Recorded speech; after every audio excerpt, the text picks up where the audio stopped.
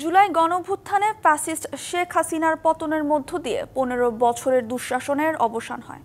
৬ August ২০২৪ ফ্যাসিবাদ পতনের পর নতুন এক সূর্যোদয়। দীর্ঘদিনের রাজনৈতিক অস্থিরতার অবসানে মানুষের মাঝে আসে আনন্দ, স্বস্তি ও মুক্তির অনুভূতি। রাজনৈতিক পট পরিবর্তনে একটি গণতান্ত্রিক ভবিষ্যতের আশায় মিশ্র অনুভূতি নিয়ে শুরু হয় নতুন সকাল। কর্মব্যস্ততা শুরু হওয়ার আগে গণ অভ্যুত্থানের প্রতিক্রিয়া এবং ভবিষ্যৎ নিয়ে দিনভর আলোচনায় সরব ছিল গলি থেকে রাজপথ। রক্তক্ষয়ী এক বিপ্লবের মধ্য দিয়ে ২০২৪ সালের ৫ই আগস্ট দীর্ঘ ১৫ বছরের ফ্যাসিবাদী শাসনের অবসান হয়। পালিয়ে যায় স্বৈরাচার শেখ হাসিনা।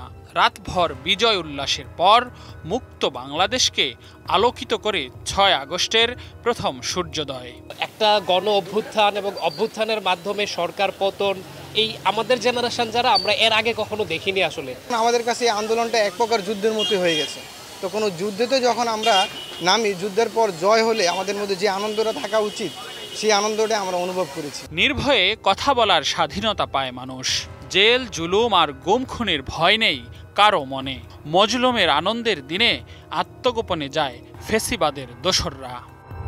শিয়া বাটার ও ভিটামিন ই সমৃদ্ধ লিলি হালাল বিউটি সোপ, তারুণ্যময় উজ্জ্বল ত্বকের জন্য। নতুন সরকার ব্যবস্থা নিয়ে চাপা গুঞ্জনের মধ্যেই ডক্টর মুহাম্মদ ইউনূসকে অন্তর্বর্তী সরকারের প্রধান করার সিদ্ধান্ত হয়। ভেঙে দেয়া হয় প্রশ্নবিদ্ধ দ্বাদশ জাতীয় সংসদ। শুরু হয় সরকার গঠনের প্রক্রিয়া। ৬.৫ বছর পর মুক্ত হন বেগম খালেদা জিয়া। একে একে মুক্ত হন অন্যান্য রাজবন্দীরা। আয়নাঘর থেকেও মুক্তি মেলে গুমের শিকার অনেকের। আলহামদুলিল্লাহ, এতদিন মনে হয় যেন পরাধীন ছিলাম, আবদ্ধ ছিলাম। ওই দিনটা স্বাধীন মনে হয়েছে।